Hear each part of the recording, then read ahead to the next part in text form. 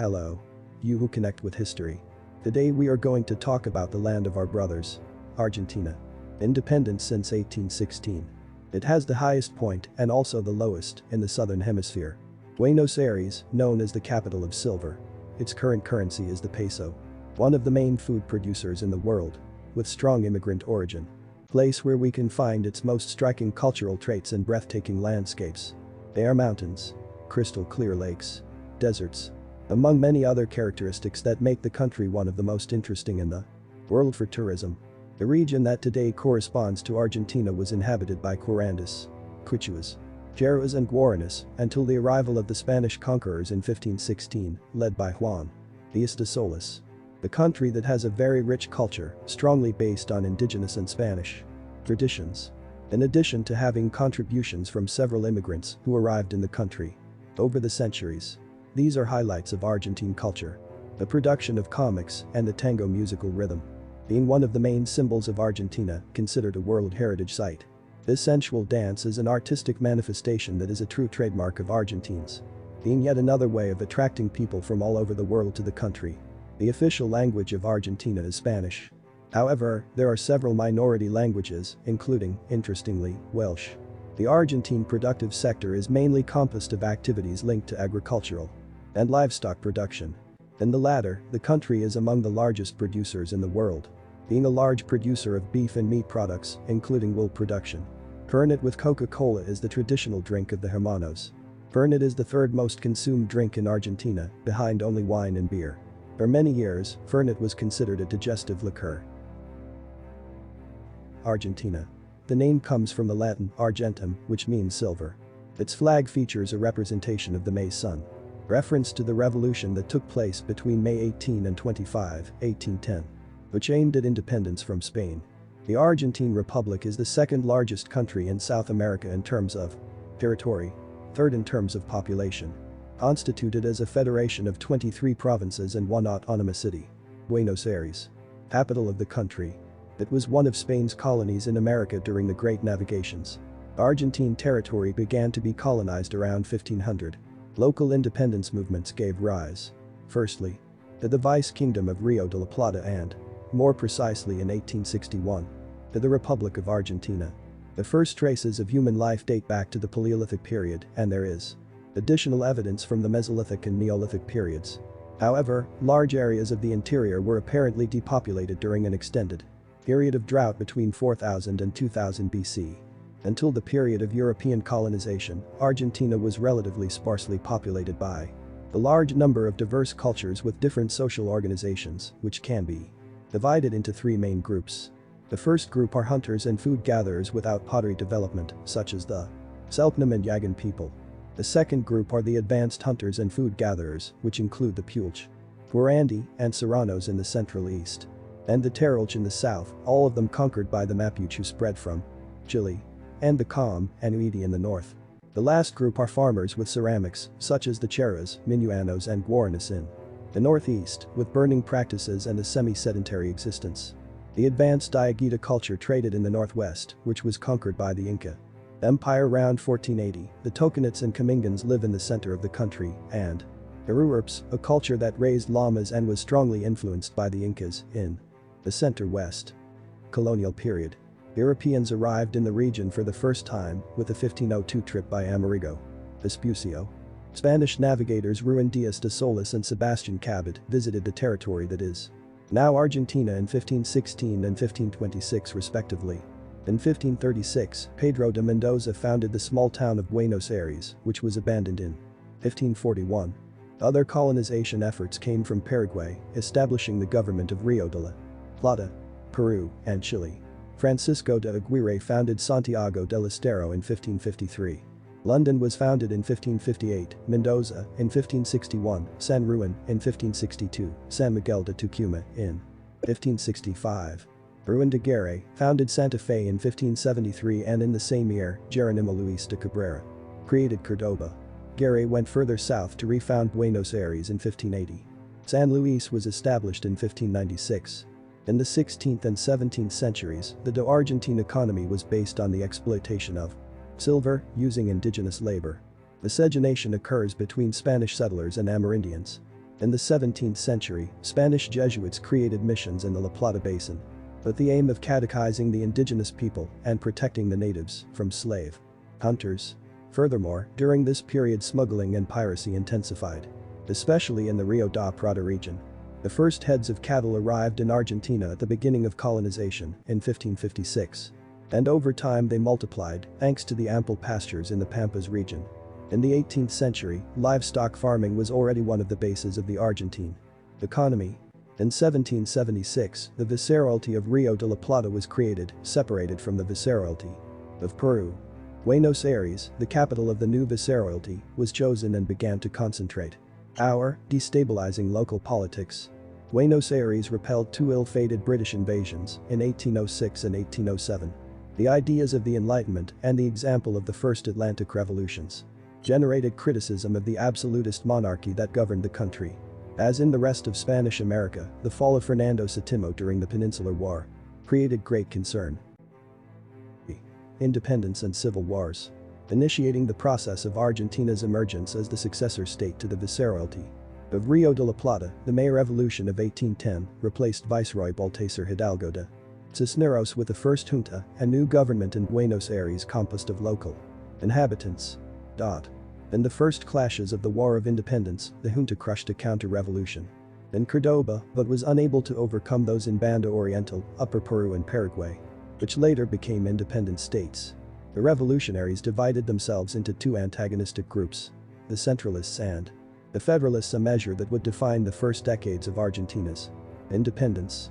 The Assembly of the year 13 appointed Gervasio Antonio de Posadas as the first Supreme Director of the United Provinces of Rio de la Plata. In 1816, the Congress of Tucumán formalized a Declaration of Independence. A year later, General Martin Miguel de Güemes stopped the defenders of the Spanish crown in the north, and General José de San Martin took an army across the Andes and guaranteed Chile's independence. He then led the fight to the Spanish fortress of Lima and proclaimed the independence of Peru. In 1819, Buenos Aires decreed a centralist constitution that was replaced by the Federalist one. The 1820 Battle of Cepeda, fought between the Centralists and the Federalists, resulted in the end of the Supreme Director's government. In 1826, Buenos Aires promulgated another centralist constitution, with Bernardino Rivadavia being named as the country's first president. However, the interior provinces opposed him, forced his resignation, and rejected the constitution. Centralists and Federalists resumed the Civil War. This last group prevailed and formed the Argentine Confederation in 1831, led by Juan Manuel de Rosas. During his regime he faced a French naval blockade, 1838-1840, the War of Confederation, 1836-1839, and an Anglo-French blockade, 1845-1850, but remained undefeated and prevented the loss of national territory. His trade restriction policies, however, irritated the interior provinces and, in 1852, Justo José de Urquiza, another powerful caudillo, removed him from power. As the new president of the Confederation, Urquiza promulgated the liberal, federal Constitution of 1853. Buenos Aires seceded but was forced back into the Confederation after being defeated in the 1859 Battle of Cepeda. Rise of the modern nation. By overcoming Urquiza at the Battle of Pavón in 1861, Bartolomé ensured the predominance of Buenos Aires and was elected as the first president of the reunified country.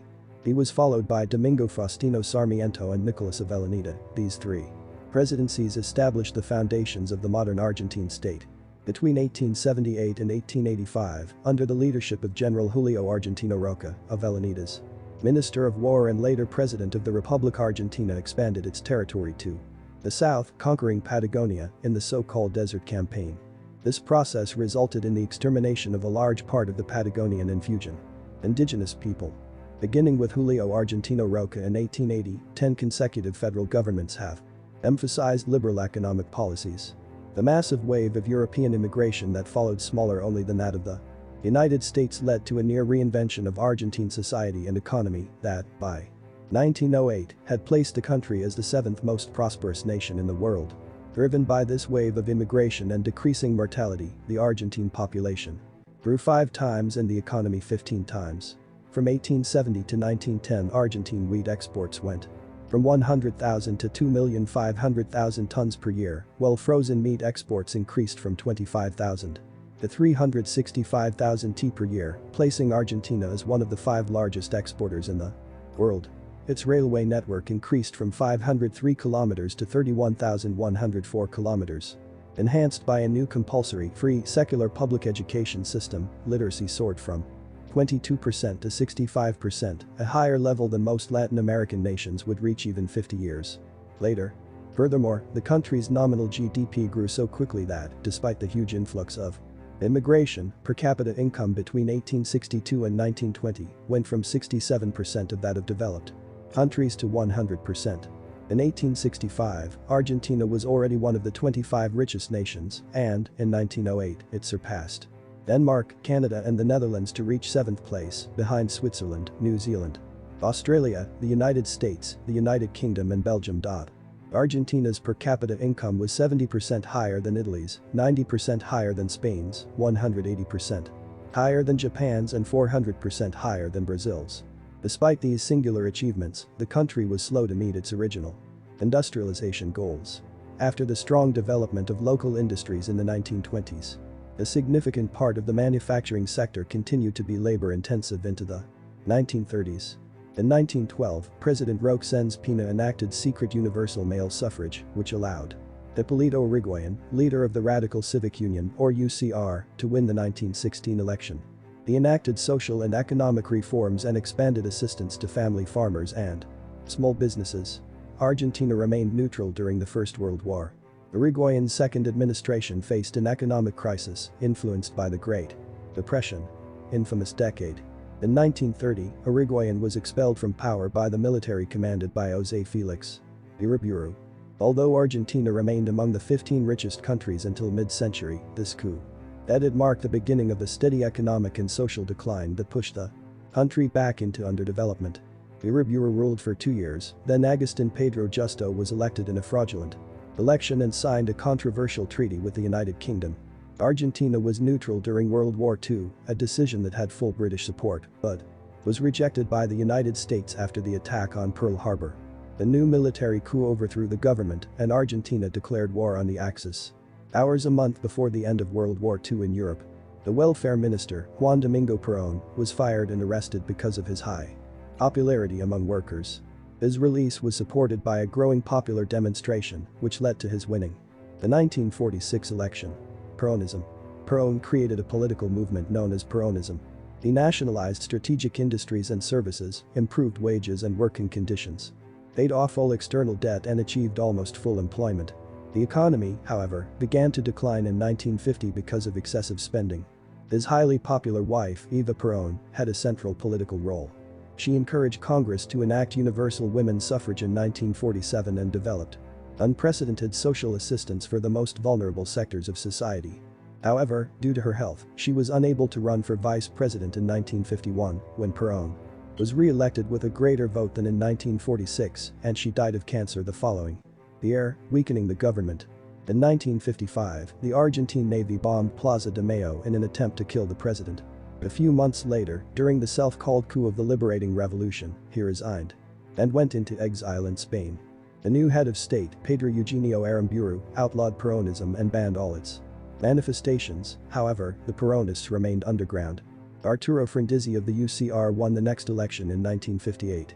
He encouraged investment to achieve energy and industrial self-sufficiency, reversed a chronic trade deficit, and ended the ban on Peronism. However, his efforts to maintain good relations with Peronists and the military brought him rejection from both groups. And a new coup d'etat removed him from power in 1962, but the head of the Senate, José María Guido, reacted quickly and applied legislation against a vacuum against power. Becoming president, the elections were revoked and Peronism was outlawed again. Arturo Illia, UCR, was elected in 1963 and led to a general increase in prosperity. However, his attempts to legalize Peronism resulted in his deposition in 1966 through a coup d'etat led by Juan Carlos Onganía, known as the Argentine Revolution, which established a new military government that sought to rule indefinitely. Onganía was removed from the presidency in 1970. In 1971, General Alejandro Lanes negotiates Perón's return to Argentina. Perón was elected president in 1973 but died the following year, being succeeded by his widow and vice president, Isabelita Perón. Military regime. The country found itself in political chaos during Sabalita's government. Extremist groups carried out kidnappings and murders, leading society to a terror rarely seen in the country. In this situation, in March 1976, a coup d'etat overthrew the president and the leader of the military junta, General Jorge Rafael Videla, assumed the presidency, thus beginning the Argentine military dictatorship, self-styled by the military as the national reorganization process, which was characterized by marked repression. Like other countries in the Southern Cone, the Argentine government was part of Operation Condor. Videla's administration was marked by systematic violations of human rights, with constant persecution, torture and executions of political prisoners, in addition to border conflicts with Chile, which were close to an armed conflict, a matter diplomatically mediated by João Paulo II degrees. Babies born to opponents of the dictatorship were kidnapped and given to families who supported the regime, which led to the emergence of groups fighting to find the kidnapped children, such as the mothers of the Plaza de Mayo and the grandmothers of the Square of May. There was also the dismantling of unions and polarization in the division of social classes. The country's economy, however, grew, becoming more competitive and modern, adapting to global trends. There was also a great increase in public works. Videla was replaced in 1981 by Roberto Viola, who promised dialogue with the opposition, but was deposed in the same year by General Leopoldo Galtieri. Seeking popular support, in 1982 Argentina invaded the Malvinas Islands, or Falklands, a British overseas territory claimed by the South American country, thus starting the Falklands War. The absolute failure of Argentine troops and the death of approximately 600 young soldiers led to the resignation of Galtieri, who was replaced by Ronaldo Bignan, who negotiates the return of civilians to power. Thus, the war was a significant blow to the Argentine military dictatorship. Contemporary period. On December 10, 1983, Raul Alfonsin, UCR, elected that same year, took office as president, marking the return of democracy to Argentina. Soon after, a commission discovered that around 10,000 Argentines were killed during the military dictatorship. Alfonsin ordered the arrest of senior military commanders, but military uprisings forced the president to amnesty junior commanders. Furthermore, at this time hyperinflation becomes a major problem, causing looting and bankruptcies. In 1989, Carlos Menem is elected president and takes office, with inflation of 5,000%. His government was marked by measures to combat inflation and a neoliberal economic orientation. In 1991, the Minister of Economy, Domingo Cavallo, made the Argentine peso equal to the US dollar, freezing inflation, and Argentina founded Mercosur together with Brazil, Uruguay and Paraguay. The following year, the state-owned oil company and the energy system were privatized. In 1994, Menem was re-elected. The economic measures adopted proved to be unsustainable, as throughout this administration there was an increase in unemployment and a prolonged recession.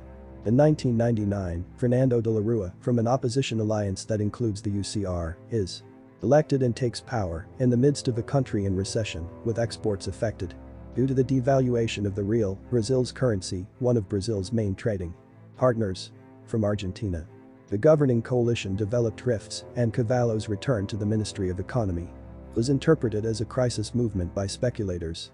Cavallo's decision failed, and he was eventually forced to take action to put an end to a wave of capital flight and to contain the looming debt crisis. In 2000, the government freezes public spending and reduces social security benefits, and also requests and receives aid from the International Monetary Fund. The situation worsened, and Argentina faced a very serious economic and political crisis. In July 2001, rumors of the peso's devaluation provoked a run on the banks. The government reacted and, in December, limited the monthly withdrawal per person to $1,000 in what became known as Corralido. As a result, increasingly larger protests take over the country's streets and turn into riots, with conflicts with the police that result in several deaths. At the end of December, de la Rua resigns and flees. 3 presidents followed in quick succession for 2 weeks until the center-left Peronist Eduardo Duhalde was chosen interim president by the Argentine Congress on January 2, 2002. Argentina declared a moratorium on its foreign debt, and the peso-dollar parity was abandoned, causing a greater devaluation of the peso and an increase in inflation.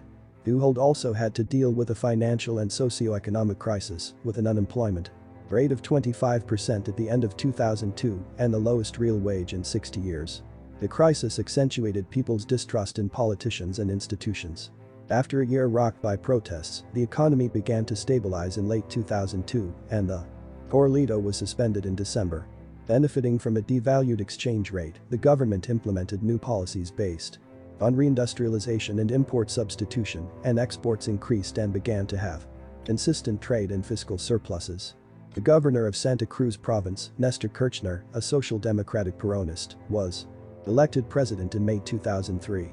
During Kirchner's tenure, 2003-2007, Argentina restructured its outstanding debt at a large discount, 66%, in most bonds. It paid the debt with the IMF, renegotiated contracts with concessionaires and nationalized some previously privatized companies.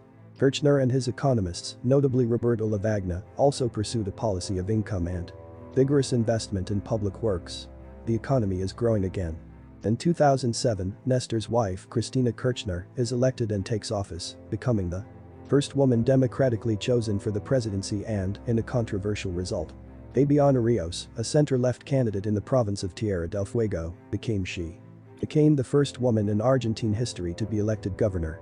President Kirchner, despite having a large majority in Congress, saw a controversial plan to increase taxes on agricultural exports, defeated by the surprising vote of Vice President Julio Cobas, after large protests and agrarian blockades from March to July 2008. The global financial crisis started in 2008, caused Cristina to intensify her husband's policy of state intervention and troubled sectors of the economy. The pause in economic growth and political errors caused Kirchnerism, the Kirchner couple's left-wing political philosophy, and its allies to lose their absolute majority in Congress in the 2009 elections. Cristina Kirchner was re-elected in 2011 with more than 53% of the votes, the best performance by a candidate since Argentina's redemocratization, being the first woman re-elected president in Latin America. In November 2015, Mauricio Macri was elected the country's 56th president, putting an end to 12 years of Kirchnerism. The Macri government, 2015-2019, followed a neoliberal economic orientation and was marked by soaring inflation, cutting subsidies and granting aid to the IMF. In 2019, Kirchnerist Alberto Fernandez, former chief of staff of the presidency, was elected and sworn in, with former President Cristina Kirchner as vice president. Inflation continues to rise, and Argentina is experiencing the worst crisis since 2001-2002. The government's major economic challenges were the renegotiation and postponement of external debt and the COVID-19 pandemic.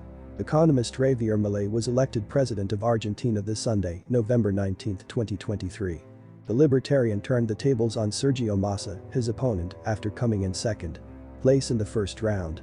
On December 10, he takes over Casa Rosada, which will be under his command for 4 years.